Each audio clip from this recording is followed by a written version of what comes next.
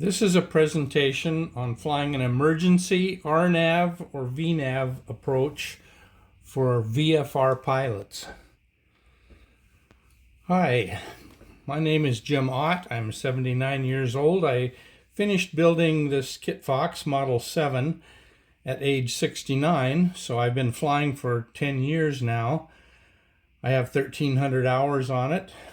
I got my sport pilot certificate at age 69. I had never flown before, and I'm still flying as a sport pilot 10 years later.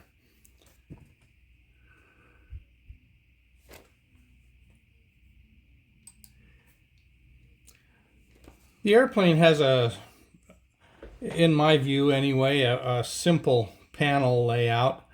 It does have the whiz-bang Dynon Skyview with a WAS GPS. I have a wet compass in case my screen goes blank. I have a COM radio, no nav radio. I do have ADS-B in and out.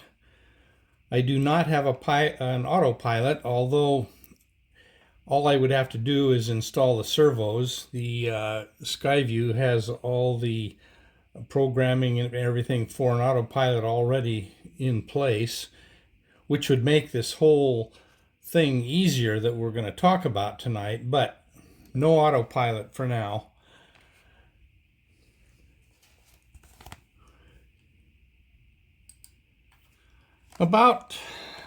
It's been a year ago or more, I got trapped above some solid fog layer. It was due to my own bad decisions. I had been over in Sisters, Oregon, visiting my daughter. The evening was coming on, and I flew over the Cascades into the Willamette Valley to come home and found this total fog layer everywhere as far as the eye could see, north to south, from Coast Range to Cascade Range. I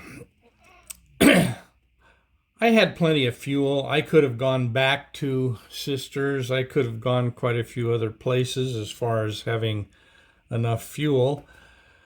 But, I get home-itis. I wanted to land at home. I checked the weather on my ADS-B in, which is a nice thing to have, but it showed there was no VFR conditions at any airport anywhere near my home airport. I did, as I say, have plenty of fuel. The only closest thing for a diversion was going up the Columbia Gorge to Cascade Locks, which was showing as VFR.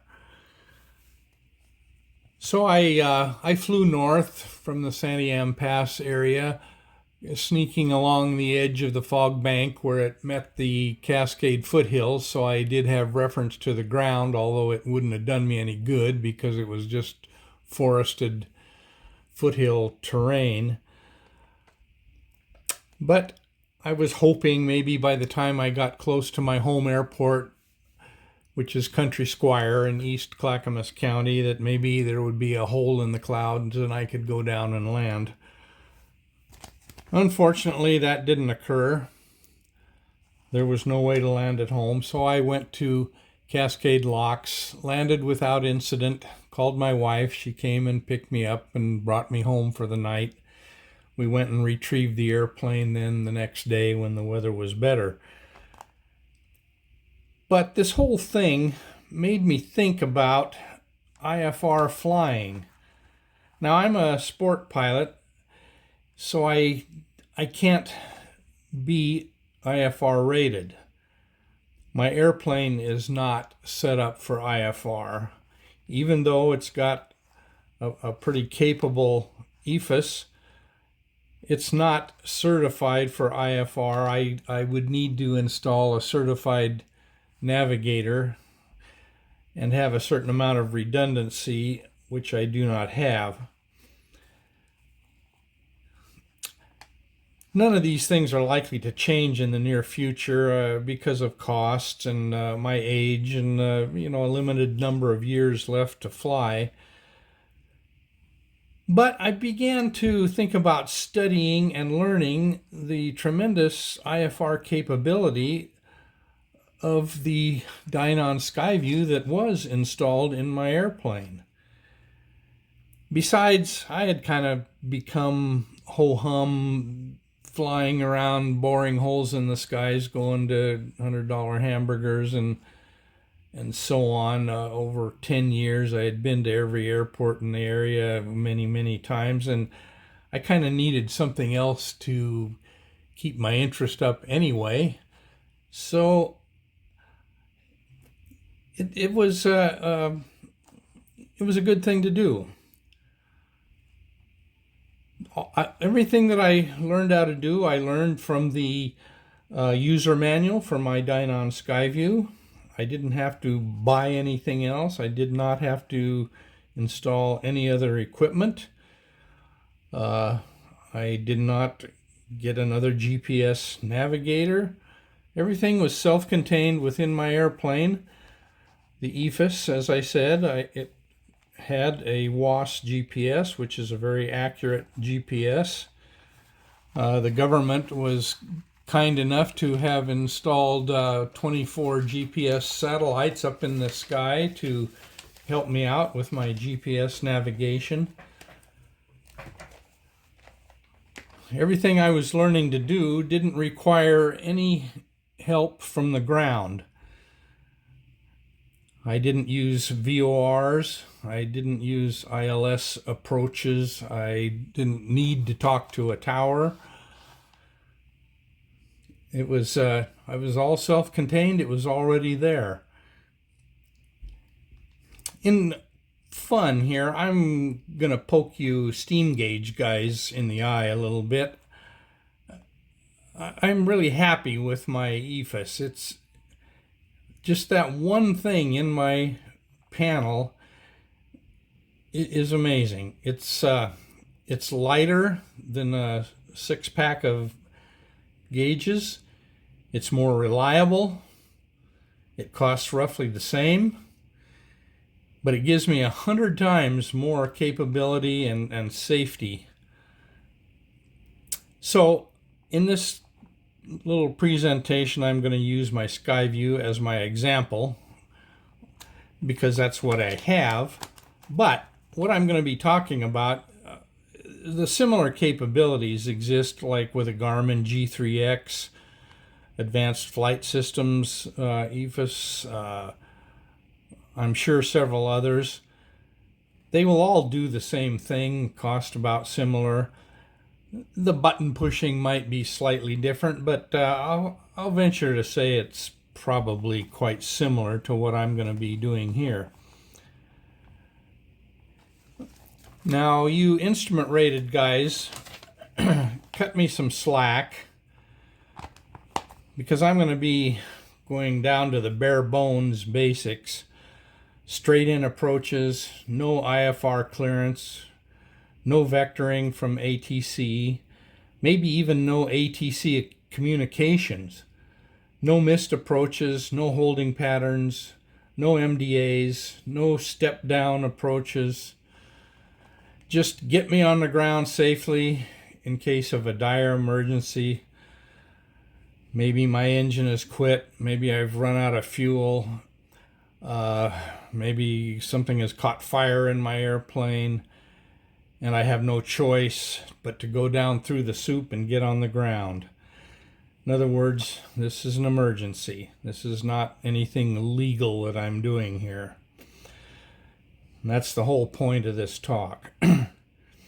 Everything here can be practiced totally legally by a VFR pilot on a VFR day. In fact, I found it to be a ton of fun and very satisfying. If you ever have to do it for real in IMC conditions, it would be totally illegal if you don't declare an emergency. And if you declare an emergency, you better be able to support the fact that it really is an emergency under very close questioning by the FAA.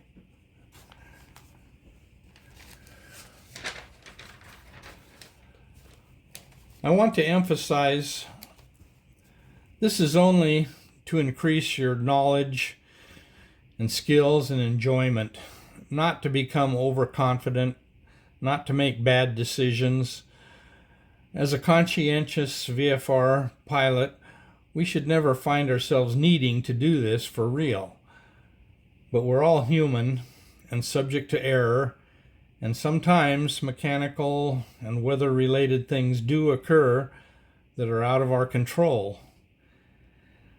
And if no other option remains, then these procedures could save your life or serious injury. Okay, let's go ahead and do it. But first, there's a critical thing we need to do. We have to properly set up our EFIS to begin with. The default settings probably are not what you want, so we need to push on the map button here, which brings us to this next screen. From the map button now on the next screen, we push map menu. Brings us to the next screen here. Now we want to scroll down to the vertical speed required options. And we scroll down using this joystick button over on the right.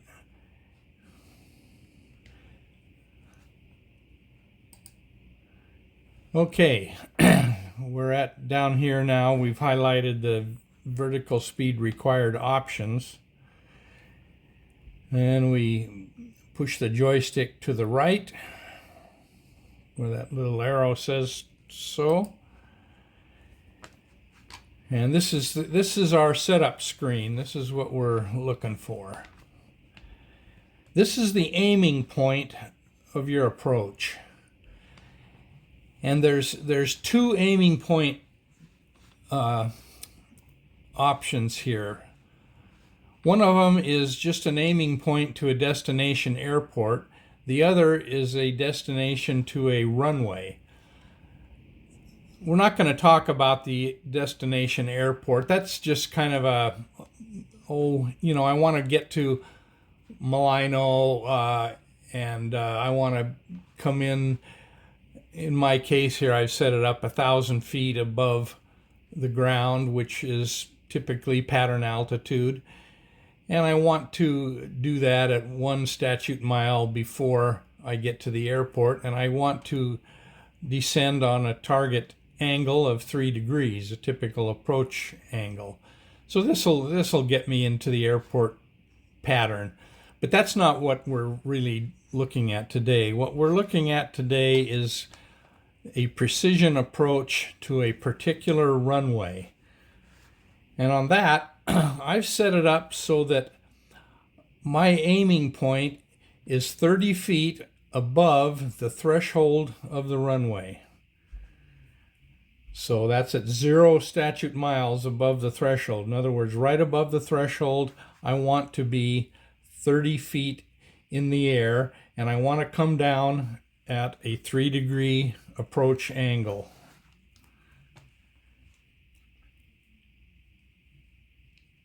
So this is where my instruments will guide me if I follow the needles perfectly.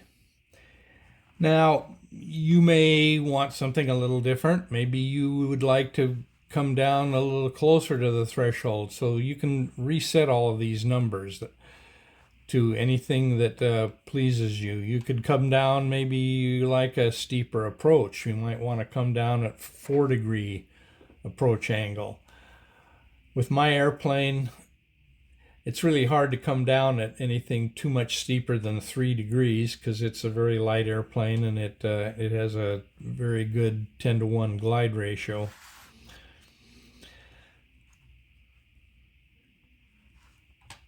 So now we've set up our EFIS and our aiming point.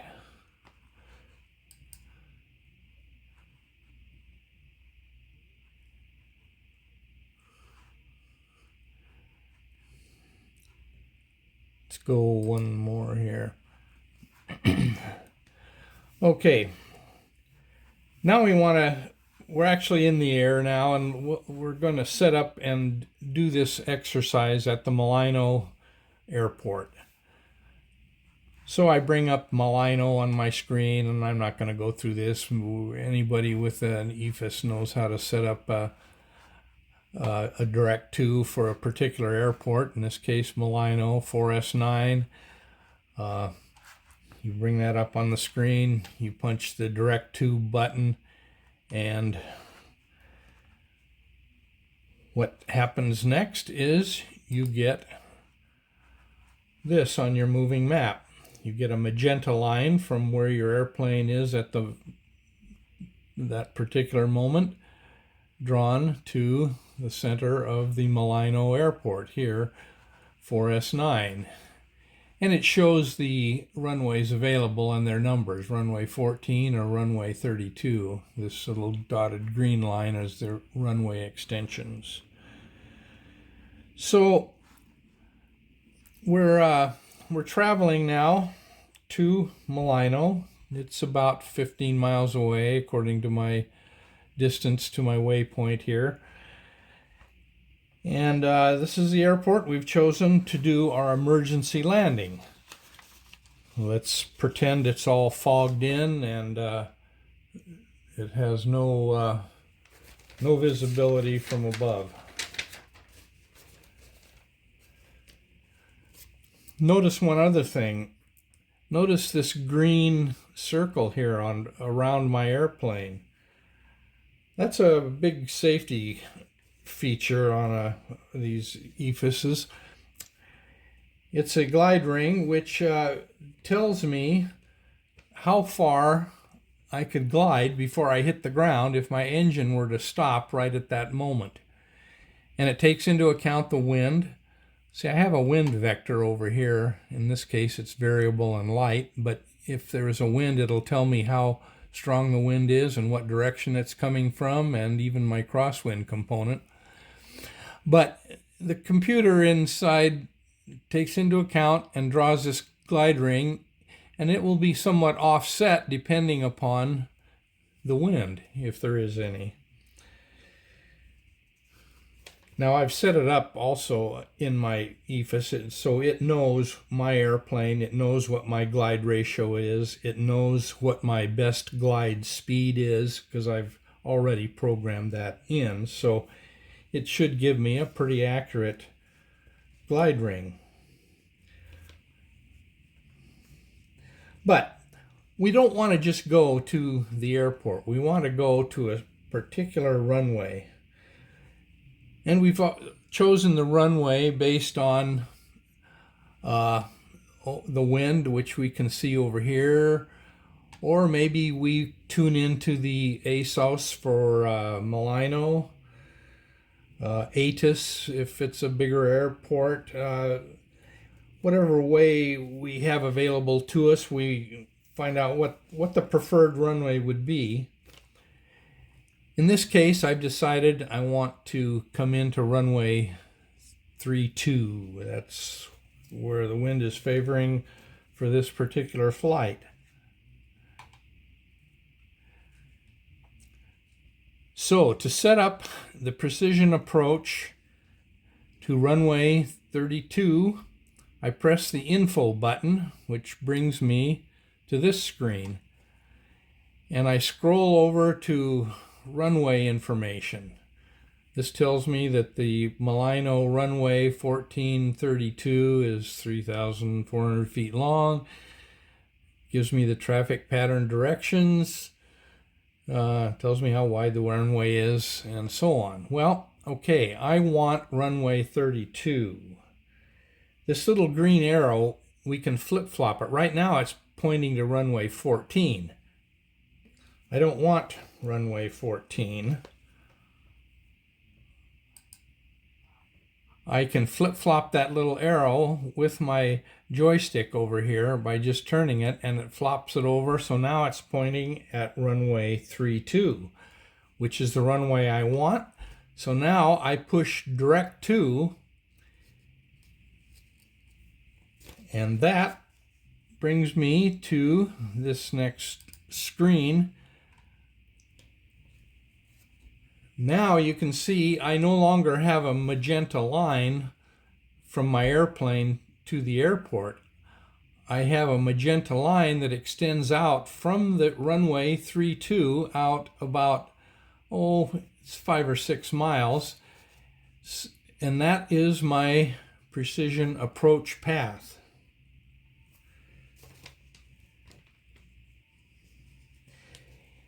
Now, what we want to do at this point is fly out to the end of that approach path, which I'm on course to do, as you can see here. And we'd like to get there at that end point somewhere around, let's say, 1,500 feet above ground level. Now I have an AGL readout up here. At the moment I'm over 2,000 feet above the ground, but I'd like to arrive there at about 1,500 feet, because if I do that, that will put me in a position where I'm roughly on a 3-degree glide slope to get from here to the threshold of runway 32. It's not absolutely critical that you do that accurately at this point, because you'll have plenty of time to readjust as you're coming down the approach path, but you might as well kind of aim for that 1,500 foot AGL as you're flying to that end point. Also, notice another thing that appears on my screen. I have my needles on my HSI over here. I have my lateral needles that have appeared, and I have a set of vertical needles which will guide me down the vertical 3-degree glide path. This is very important because these needles are what you're going to be following on this approach path. Notice another thing, my green glide ring shows me that if my engine were to quit right now, I wouldn't make it out to the end of the approach path, but I could glide over into this area or glide directly to the airport and be able to get there without hitting the ground first. So that's an important safety feature just to keep in the back of your mind. So let's go to the next screen. Okay, now I've flown. I'm ready to make a gentle right-hand turn onto the approach path to runway 32. Okay, now I'm ready to enter the approach path. All I have to do now is follow down that magenta line, keeping my lateral needles centered. You can see now that laterally I'm good. I'm on course to line up with the runway approach. My vertical needles, however, are not anywhere near centered.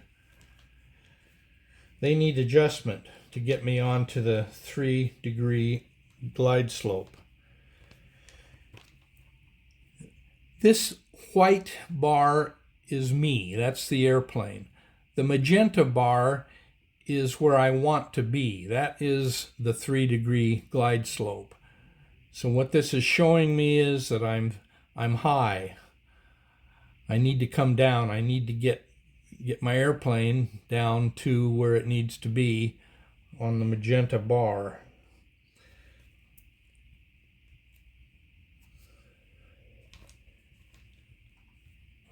Going to the next screen here. I've started down the path and you can see I've lost altitude. I've now brought myself down to the point where I'm actually just a tad bit low, but I'm pretty close. So I'm for all intents and purposes here, I am on the 3-degree glide slope at this point, and I'm lined up laterally and vertically. Next screen, I've flown a little bit farther. I'm now 3.6 statute miles from the airport, from the runway threshold. However, something has appeared on my screen. You'll see this right here. That means there's traffic. There's another airplane that's 100 feet below my altitude, and he's coming directly toward me. Since I'm making a direct-in approach at Malino, that's really, as we all know, not preferred. It's not the preferred way to do a traffic pattern. This guy that shows up on my screen, he's doing the right thing. He's coming in downwind. He's probably going to make a turn and go into runway 32 in a typical traffic pattern. So on this day when I was practicing, I had to divert. I had to get out of his way. I didn't want to cause any interference with him, so I just diverted and let him get on the ground, let the traffic clear out until the sky was empty around Malino, and I came back and did my approach again. So another safety feature on an EFIS. There's the traffic. It warned me somebody was there. Even though he was far enough out, I couldn't actually see him yet.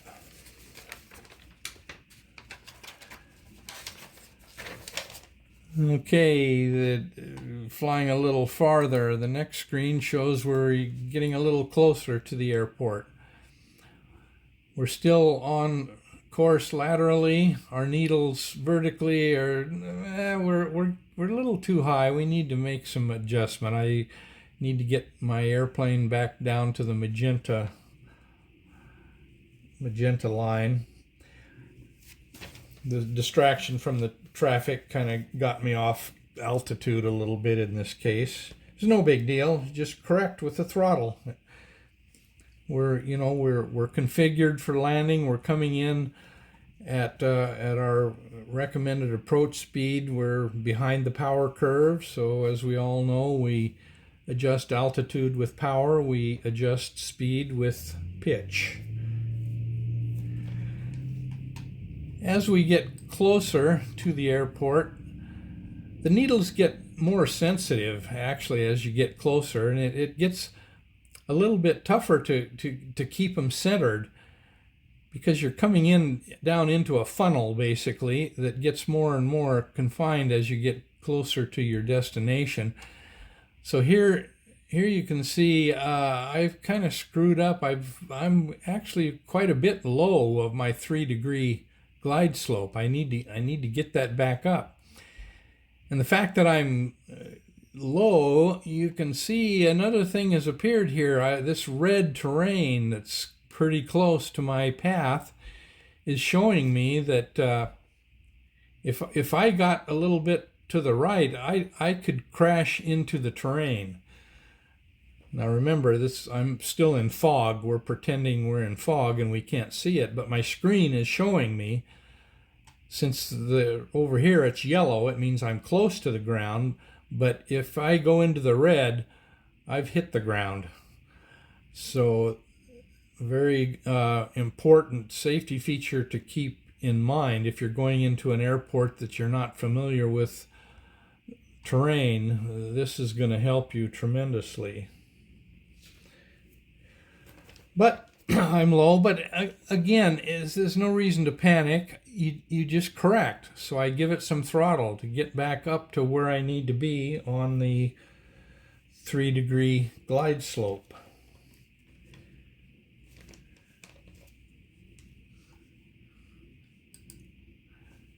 So here we are. This is the final result. I'm just about coming in over the airport fence, and now I look up from under my hood, and this is what I see.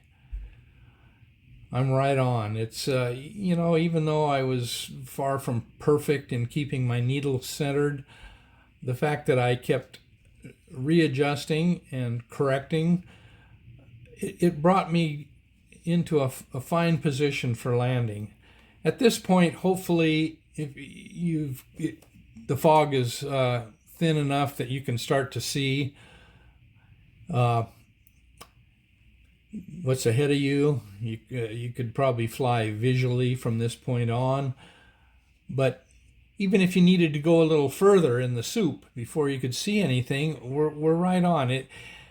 Because of the camera angle and all, it looks like I'm off to the right, but I'm really not. The airplane really is lined up with the center line. It's incredibly perfect, you might say, as far as an approach. And my aim, by the time I get over that threshold, I'm going to be right at 30 feet, right where I've programmed it, right where I want to be. It's a really good feeling.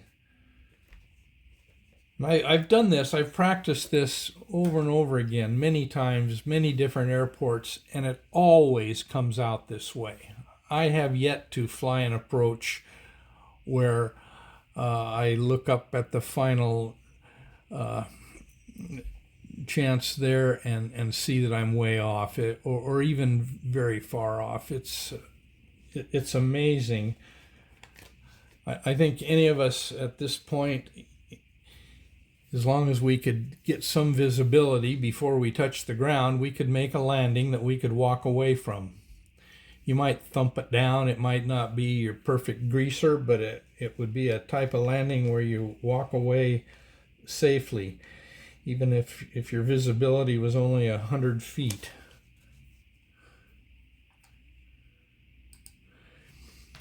You could even do it at night. Now, this isn't me, this is just a picture off the internet, but the bigger runways are well lighted. Doing what I've just described would bring you right into this point where you should be able to see enough to land by the time you get here. It's all entirely possible with just the equipment that I've been describing. Even this kind of fog, again, this isn't me, but this is pretty dense stuff. But I'm convinced that what I've learned in using the equipment that I have, I could be in this position to make a safe landing even in these kind of extreme conditions, where you may be even well below the minimum descent altitude of a legal IFR approach. Let's just go back to this, just talk a little bit about choosing an airport to land at. Now, you may not have a choice. You know, if things are a dire enough emergency and you're near an airport, you may only have one choice. But chances are you may have several choices. I found that this Dynon Skyview, this RNAV approach system, works on any, I shouldn't say any because I haven't proved it, but any public paved airport, large or small, it works. It even works on some private grass strips that are maybe some of the bigger, more popular ones. It doesn't work on all private airports and small grass strips. The computer gets confused because apparently it just doesn't have the information programmed into the system, the details for that little airport to bring you in on a precision approach. But every one I've tried so far that are public or reasonably good-sized airports, it works. And if, like I say, you're going to choose an airport and you have a choice, the bigger the better, as we all would know. It's pretty obvious. If you can make your emergency landing at PDX, that's the thing to do. You'll be coming down into a well-lighted airport, high-intensity lights, huge long runway, wide as a parking lot, you can't miss. And, you've got air traffic control you can talk to. I haven't mentioned this much. I've been doing all this at Malino here without talking much on the radio other than just making some position calls as we do on uncontrolled airports. But go into a towered airport if you can in an emergency. They can tell you that there's something to look out for. Maybe there's a tall obstruction or a tower or something on the approach path that you need to be careful about. Maybe you need to use a step down approach instead of a constant 3-degree angle because of some obstruction out there. They can tell you all of that. So like I say, the bigger airport, the better information there's going to be. And remember, you've declared an emergency, so they're not going to care whether you're a legal IFR pilot or not. You've told them, I'm in an emergency, I'm coming down. Help me out. And they will. If you had an autopilot, this would be child's play. If you have an autopilot and you know how to use it and set it up for an approach like we've just done, and then click it into autopilot, it would bring you in hands off right to the kind of position I'm showing here. So yeah, an autopilot is the way to go, and they're getting to be pretty common now in small experimental airplanes. Just remember though, you got to set up a proper aiming point ahead of time. Don't be flying around out there without having done that adjustment, because you never know when you're going to have an emergency and you're going to need it. This is a ton of fun to practice this. It really is, even on a nice day. Another thing I haven't mentioned is about practice is what it takes, and you really need to do this with a safety pilot with you, because you're head down into the instruments and you're trying to follow those needles. You're not out there looking for traffic. You need somebody else looking for traffic and to warn you if there's some problem. So doing this solo is not really recommended. I have done it a few times solo at some very isolated airports where there's just no traffic around, but I try to keep my head up most of the time and just glance at the instruments momentarily. It's harder to follow the needles that way, but you can still do it. But if you do it with a safety pilot and have a hood on so that your view is really blocked out there, you're getting the training just like an instrument training would be.